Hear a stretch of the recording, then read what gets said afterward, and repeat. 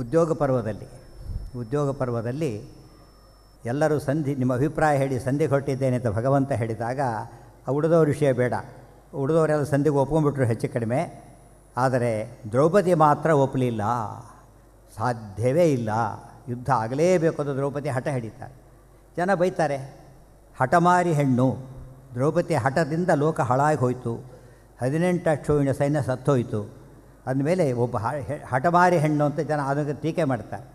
ದ್ರೌಪದಿ ಒಬ್ಬಳು ಸಮಾಧಾನ ಮಾಡ್ಕೊಂಡಿದ್ದಿದ್ರೆ ಯುದ್ಧ ಆಗ್ತಿರಲಿಲ್ಲ, ಎಷ್ಟು ಜನ ಉಳಿತಿದ್ರು, ಎಷ್ಟು ತತ್ವ ಸಾಯ್ತಿತ್ತು ಆ ಜನಕ್ಕೆ ಗೊತ್ತಿಲ್ಲ. ಜನ ಸಾಯೋದಕ್ಕಿಂತ ತತ್ವ ಸಾಯೋದು ಭಯಂಕರ.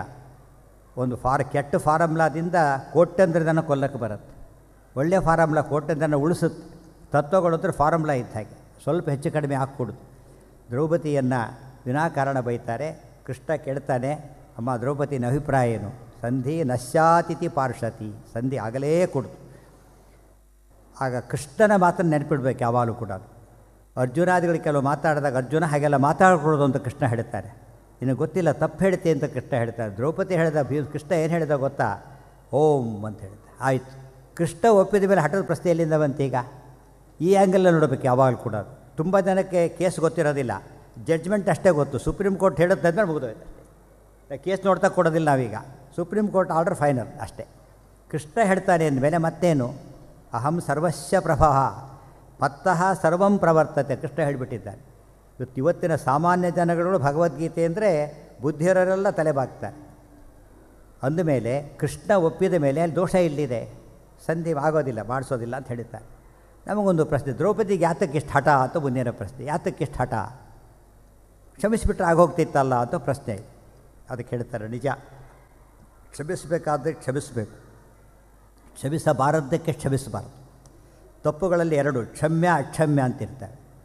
ಕ್ಷಮ್ಯ ತಪ್ಪನ್ನು ಕ್ಷಮಿಸೋದು ಗುಣ, ಕ್ಷಮಾ ಗುಣ ಅದು. ಅಕ್ಷಮ್ಯವನ್ನು ಕ್ಷಮಿಸೋದು ದೋಷ ಅದು.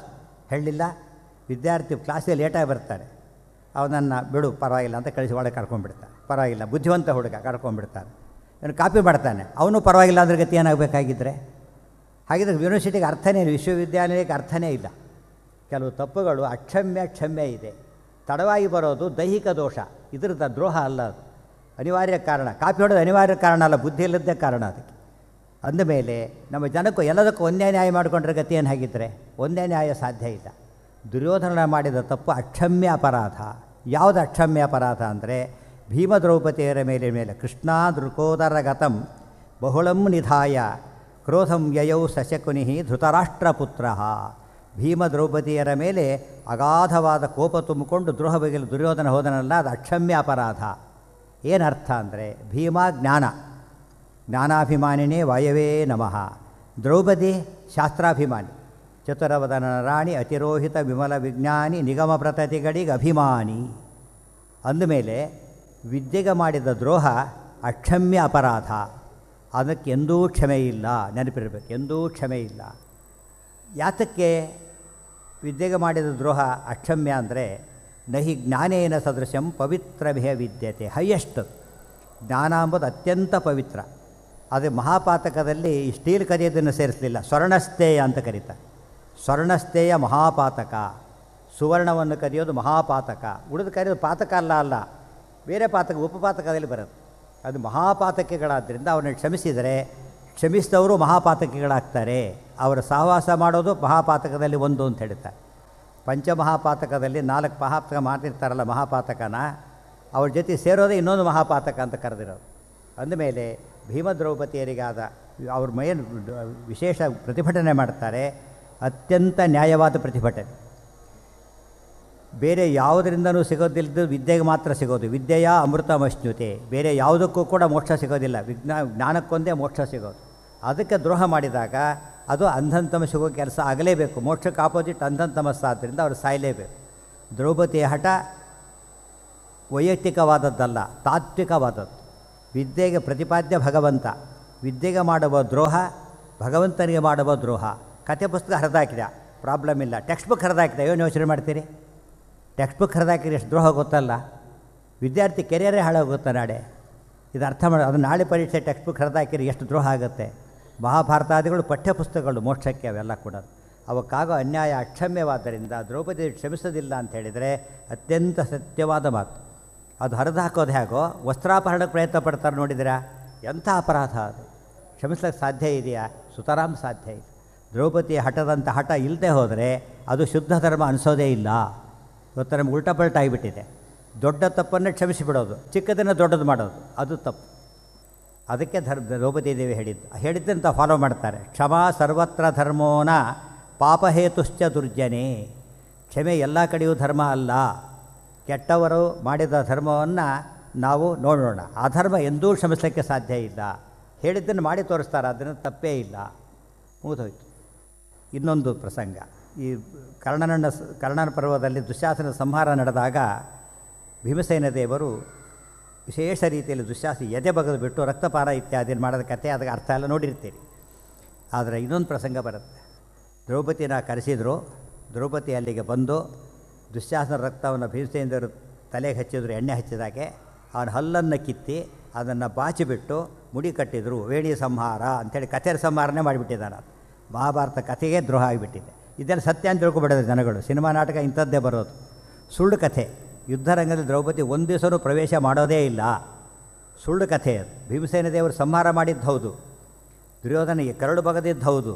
ದ್ರೌಪದಿ ಅಲ್ಲಿ ಬಂದು ಹೀಗೆಲ್ಲ ಮಾಡಿದ್ದು ಮಾತ್ರ ಬಂದಿಲ್ಲ. ವಿಕೃತವಾದ ಚಿಂತನೆ ಚಿತ್ರಿಸಿಯೇ ಇಲ್ಲ. ಅದು ಕುಮಾರವ್ಯಾಸಾದಿಗಳ ಭಾರತದ ಕಥೆ ಹೊರತು ನಿಜವಾದ ಭಾರತದ ಕಥೆಯಲ್ಲ. ಯಾತಕ್ಕಿಷ್ಟಲ್ಲಿ ಹೇಳ್ತೇನೆ ಅಂದರೆ, ಕೆಲವು ಸರಿಯಾದ ವಿಷಯದಲ್ಲಿ ಪ್ರಶ್ನೆ ಕೇಳಿದರೆ ಉತ್ತರ ಇದೆ, ಮೂಲದಲ್ಲಿದೆ, ನಿರ್ಣಯದಲ್ಲಿದೆ.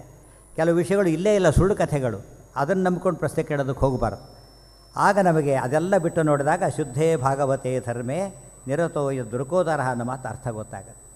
ದ್ರೌಪದಿ ತಾನು ಹೇಳಿದ್ದನ್ನು ಮುಂದೆ ಸಮರ್ಥನೆ ಮಾಡ್ತಾರೆ. ಯುದ್ಧ ಎಲ್ಲ ಮುಗಿದ ಮೇಲೆ ಧರ್ಮರಾಜ ರಾಜ್ಯ ತ್ಯಾಗ ಮಾಡ್ಲಿಕ್ಕೆ ಹೋಗ್ತಾನೆ. ಮೊದಲು ಯುದ್ಧ ತ್ಯಾಗ ಮಾಡ್ಲಿಕ್ಕೆ ಹೋಗಿದ್ದ, ಆಮೇಲೆ ರಾಜ್ಯ ತ್ಯಾಗ ಮಾಡ್ಲಿಕ್ಕೆ ಹೋದ. ಯುದ್ಧ ತ್ಯಾಗ ಮಾಡ್ಲಿಕ್ಕೆ ಹೋದಾಗ ಹಾಗೆ ಮಾಡಿಕೊಡ್ದು ಅಂತ ಹೇಳಿದ್ದು ಭೀಮ ದ್ರೌಪದಿಯರು. ರಾಜ್ಯ ತ್ಯಾಗ ಮಾಡ್ಲಿಕ್ಕೆ ಹೋದಾಗ ಮತ್ತೆ ಹಾಗೆ ಮಾಡಿಕೊಡೋದ್ರೆ ಮತ್ತೆ ಭೀಮ ದ್ರೌಪದಿಯರೇ ಹೇಳ್ತಾರೆ. ದ್ರೌಪದಿ ಧರ್ಮರಾಜ ಮಾಡ್ತಿರೋ ತಪ್ಪು ಅಂತ ಬೇಕಾಡ್ಸತ್ತೆ ಹೇಳ್ತಾರೆ. ಅದೆಲ್ಲ ಶುದ್ಧ ಧರ್ಮ. ಮತ್ತು ದ್ರೌಪದಿಯ ಜ್ಞಾನದ ಮಟ್ಟ ಎಷ್ಟಿತ್ತು ಗೊತ್ತಾ? ಊಹೆ ಮಾಡಲಿಕ್ಕೆ ಸಾಧ್ಯ ಇಲ್ಲ. ವಿದ್ಯಾಭಿಮಾನಿನೇ ಎಂಬುದಕ್ಕೆ ದೊಡ್ಡ ನಿದರ್ಶನ ಅದು. ಮುಂದೆ ಅಶ್ವಮೇಧ ಎಲ್ಲ ಯಾಗ ಮಾಡೋ ಹೊತ್ತಿನಲ್ಲಿ ಅರ್ಜುನ ಮುಗಿಸ್ಕೊಂಡು ಬರ್ತಾನೆ, ಕುದುರೆಯಿಂದ ಹೋಗಿ ವಾಪಸ್ ಬರ್ತಾನೆ. ಆಗ ಧರ್ಮರಾಜ ಕೇಳ್ತಾನೆ, ಯಾಕೆ ಅರ್ಜುನಿಗೆ ಇಷ್ಟೆಲ್ಲ ಕಷ್ಟವಾಗ್ತಾ ಇದೆ ಅಂತ ಕೇಳಿದಾಗ, ಅರ್ಜುನ ಸ್ವಲ್ಪ ದುರ್ಲಕ್ಷಣೆ ಇದೆ, ಅದಕ್ಕೊಂದು ಕಷ್ಟ ಆಯಿತು ಅಂತ ಹೇಳ್ತಾರೆ. ಆ ವಿಷಯಗಳು ಬೇಡ ನಮಗೀಗ. 4 ದುರ್ಲಕ್ಷಣ ಹೇಳ್ತಾನೆ. ಕೃಷ್ಣ ಇನ್ನೂ ಹೇಳೋದಕ್ಕೆ ಹೊರಟಿದ್ದ ಕಾಲ ಒಂದು ಹೇಳಿದ ತಕ್ಷಣ ಇನ್ನೂ ಹೇಳೋದಕ್ಕೆ ಹೋದಾಗ ದ್ರೌಪದಿ ದೇವಿ ಮಹಾಭಾರತ ಹೇಳ್ತಾರೆ, ಸಾಸೂಯ ಮೈಕ್ಷತ, ಸ್ವಲ್ಪ ಹೀಗೆ ಕಣ್ಣು ಹೊಡೆದು ಹೇಳಬಾರ್ದು ಅಂತ ಹೇಳಿದ್ರಂತೆ. ಆಚಾರ್ಯ ಬರೀತಾರೆ, ಕೃಷ್ಣ ನೆವಾರಯ, ಕೃಷ್ಣ ಮುಂದಿನ ಹೇಳಬೇಡ ಅಂತ ಹೇಳಿಬಿಟ್ರಂತೆ. ನಮಗೆ ಆಶ್ಚರ್ಯ, ಏನು ಅರ್ಥ? ಕೃಷ್ಣೇ ಇಬ್ಬರು ವಿಷಯ ಬಿಡಿದ್ರೆ ಅರ್ಥನೇ ಆಗೋದಿಲ್ಲ. ಭೀಮನ್ನು ಬಿಟ್ಟರೆ ಅಂಥ ಸನ್ನಿವೇಶ.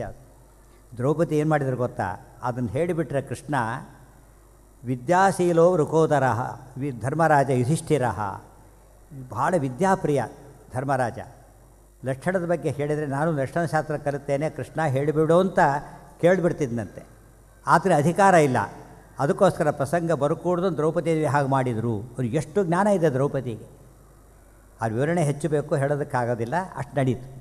ಅದಕ್ಕೆ ಹೇಳ್ತಾರೆ, ಅಂಥ ಲಕ್ಷಣಶಾಸ್ತ್ರದ ಮುಖ್ಯಾಧಿಕಾರಿಗಳು ರುಜುಗಳು ಮಾತ್ರ. ಲಕ್ಷ್ಮೀನಾರಾಯಣ ರುಜುಗಳು ಬೇರೆ ಅಧಿಕಾರ ಇಲ್ಲ. ಧರ್ಮರಾಜ ಅಲ್ಲ ಅಂತ ಅವ್ರು ಹೇಳಲಿಲ್ಲ. ಇದೆಲ್ಲ ಜ್ಞಾನದಲ್ಲಿ ಬರ್ತಕ್ಕಂಥ ಅನೇಕ ಸ್ಪಷ್ಟ ವಿವೇಕ. ಶುದ್ಧ ಧರ್ಮ ಅಂತ ಹೇಳಿದರೆ ಪ್ರತಿ ಹಂತದಲ್ಲೂ ಧರ್ಮ ಇರಬೇಕು. ಚಿಕ್ಕ ವಿಷಯದಲ್ಲೂ ಅಷ್ಟೇ ಪರ್ಫೆಕ್ಟ್ ಇರಬೇಕು, ದೊಡ್ಡದಲ್ಲೂ ಅಷ್ಟೇ ಪರ್ಫೆಕ್ಟ್ ಇರಬೇಕು. ದೊಡ್ಡದನ್ನು ಬಿಟ್ಬಿಡ್ತೇವೆ, ಭಾರಿ ದೊಡ್ಡದು ನಮ್ಮ ಕೈಲಿ ಆಗಲ್ಲ. ಚಿಕ್ಕದನ್ನು ಅದೇನು ಮಹಾ ಚಿಕ್ಕದು ಅದನ್ನು ಬಿಟ್ಬಿಡ್ತೇವೆ. ಮನುಷ್ಯನ ಸ್ವಭಾವ ಇದು. ಯಾವುದನ್ನೂ ಬಿಡದೆ ಮಾಡಿದಂಥ ಹಿರಿಮೆ ಭೀಮ ದ್ರೌಪದಿಯರು. ಸ್ತ್ರೀಯಾಗಿ ದ್ರೌಪದಿ ಇವರಿಲ್ಲಿ. ಅದಕ್ಕೇ ಶ್ರೀಮದ್ ಆಚಾರ್ಯರು ತಮ್ಮ ಬೃಹದಾರಣ್ಯಕ ಭಾಷ್ಯದಲ್ಲಿ ದ್ರೌಪದಿ ದೇವಿ ಉಲ್ಲೇಖ ಮಾಡಬೇಕಾದ್ರೆ ಸಾ ಅಂತ ಉಲ್ಲೇಖ ಮಾಡ್ತಾರೆ. ಸಾ ಅಂತ ಹೇಳಿದ್ದಾರೆ. ಆಚಾರ್ಯ ಅರ್ಥ ಬರೀತಾರಲ್ಲಿ, ಸಾರತ್ವಾತ್ ಸಾ ಅಂತ ಹೇಳ್ತಾರೆ. ಸಾರತ್ವ ಶ್ರೇಷ್ಠತ್ವಾತ್ ಅಂತ ಹೇಳ್ತಾರೆ. ಸಾ ಅಂದರೆ ಶ್ರೇಷ್ಠಳು ಅಂತ ಅರ್ಥ. ಅದಿಟ್ಕೊಂಡೆ ಟೀಕಾರಾಯರು ಭವತಿ ಯದನುಭಾವಾದೇಡ ಮುಖೋಪಿ ವಾಗ್ಮಿ ಜಡಮತಿರಪಿ ಜಂತುರ್ ಜಾಯತೆ ಪ್ರಾಜ್ಞಮೌಲಿ ಸಕಲ ವಚನ ಚೇತೋ ದೇವತಾ ಭಾರತಿ ಸಾ ಅಂತ ಹೇಳಬೇಕಾದ್ರೆ ಅಲ್ಲಿಯ ಸಾರು ಉಪಯೋಗಿಸಿದ್ದಾರೆ ಅಂತ ಅರ್ಥ ಮಾಡಿಕೊಂಡ್ರೆ ಬೃಹದ್ ಭಾಷ್ಯಕ್ಕೂ ನಮ್ಮ ದ್ರೌಪದಿಗೆ ಎಷ್ಟು ನೇರ ಸಂಬಂಧ ಇದೆ ಗೊತ್ತಾಗುತ್ತೆ. ಇದು ದ್ರೌಪದಿಯ ಮಹತ್ವ.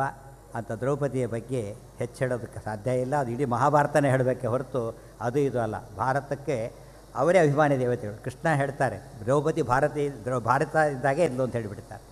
ಕೊನೆಗೊಂದು ಮಾತು ಹೇಳ್ತೇನೆ. ಪರಶುಕ್ಲತ್ರಯರಲ್ಲಿ ಅವರು ಸೇರಲಿಕ್ಕೆ ಕಾರಣ ಒಂದೂ ತಪ್ಪನ್ನು ಯಾವ ಕಾಲಕ್ಕೂ ಮಾಡಲಿಲ್ಲ, ಅದು ಹಿರಿಮೆ. ಅದಕ್ಕೆ ಪರವಿದ್ಯಾ ಅಂತ ಕರೀತಾರೆ. ಪರವಿದ್ಯೆಯಲ್ಲಿ ಸರ್ವತ್ರ ವಿಷ್ಣು ಪ್ರತಿಪಾದಕತ್ವ ಇದೆ. ಋಗಾದ್ಯ ಪರಮಾವಿದ್ಯಾ ಯಾವಾಗಲೂ ಯದಾ ವಿಷ್ಣೋಸ್ತು ವಾಚಕ, ಯಾವಾಗ ವಿಷ್ಣುವಾಚಕ ಅಲ್ಲ ಅವರೆಲ್ಲ ಅಪರವಿದ್ಯೆಗಳು.